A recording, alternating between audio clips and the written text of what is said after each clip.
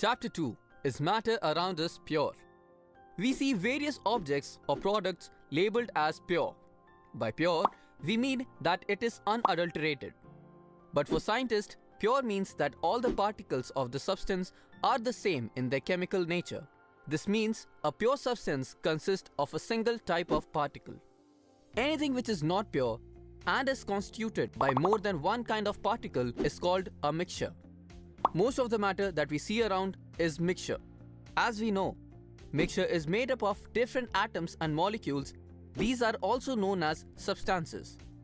A substance can be separated into other kinds of matter by a physical process. For example, salt or sugar can be separated from water by various methods such as filtration, evaporation, etc. When there are no impurities in a given substance, then its basic components cannot be separated from each other. Solution of salt and water is a mixture and not pure. Hence, salt and water can be separated by evaporation. Mixtures having uniform composition throughout are called as homogeneous mixtures. For example, salt in water and ink in water. Solutions of two or more substances are homogeneous. Mixtures having no uniform compositions and are physically distinct are called heterogeneous mixtures. For example, iron fillings with soil, oil, and water. Heterogeneous mixtures don't mix properly. Homogeneous mixtures of solid with liquid is called sol. Liquid in liquid is called emulsion. Gas with liquid is called foam. But we can have solid sol known as alloys. For example, stainless steel is made up of majorly iron and other metals to slow down or shut down rusting of iron. Similarly, we also have gaseous mixtures. A solution is made up of a solute and a solvent. Any component which is to be mixed or dissolved into is called solute. The component in which the solute is dissolved is called the solvent. A solute is lesser in amount. A solvent is always in larger amount. And a solution might have more than one number of solute particles. For example, seawater has oxygen dissolved in it, so the life beneath can survive. Earth's atmosphere consists of 21% of oxygen and 78% of nitrogen, and the rest is a very small percentage of gases. Properties of a true solution. True solution is homogeneous mixture. Size of particles in solution is less than 1 nanometer in diameter, therefore cannot be seen by naked eyes. Since the particles are so small, they don't scatter a beam of light, so the path of light is not visible. Solute particles cannot be separated by filtration. The solute particles do not settle down when left undisturbed. That means the solution is stable. Depending on the proportion of the solute to solvent, it can be termed as saturated or unsaturated. We also need to understand that the saturation point of a solution may vary at different temperatures. For example, the sugar dissolves quickly in boiling water, but it takes more effort to dissolve in cold water.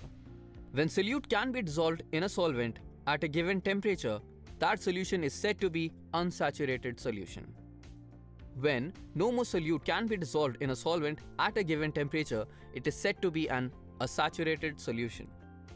We can also find the concentration of a solution by a simple formula: amount of solute over amount of solution, or amount of solute over amount of solvent. Similarly, we can express the concentration of a solution in two different ways. First, mass by mass percentage. In this method, we use the ratio of mass of solute over mass of solution and multiply it by 100. Second, mass by volume percentage. In this method, we use mass of solute over volume of solution and multiply it by 100. A suspension is a heterogeneous mixture in which the solute particles do not dissolve but remain suspended throughout the bulk of the medium. Properties of suspension are: these particles can be seen with naked eyes.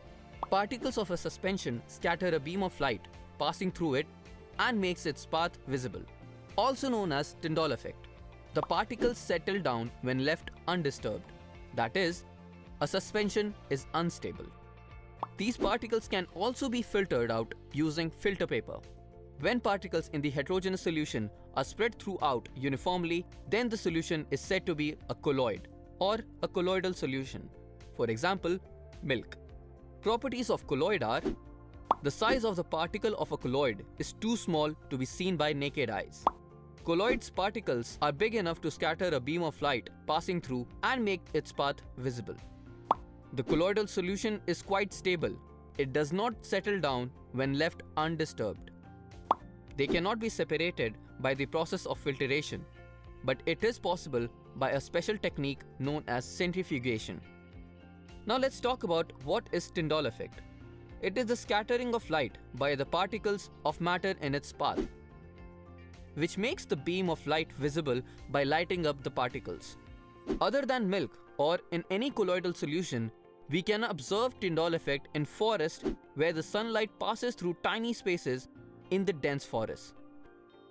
Point to remember: a mixture contains more than one substance, element and/or compound mixed in any proportion. Mixtures can be separated into pure substances using appropriate separation techniques. A solution is a homogeneous mixture of two or more substances. The major component of a solution is called the solvent and the minor the solute. The concentration of a solution is the amount of solute present per unit volume or per unit mass of the solution or solvent. Materials that are insoluble in a solvent and have particles that are visible to naked eye form a suspension. A suspension is a heterogeneous mixture.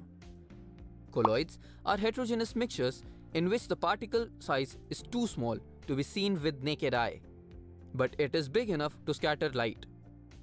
Colloids are useful in industry and daily life.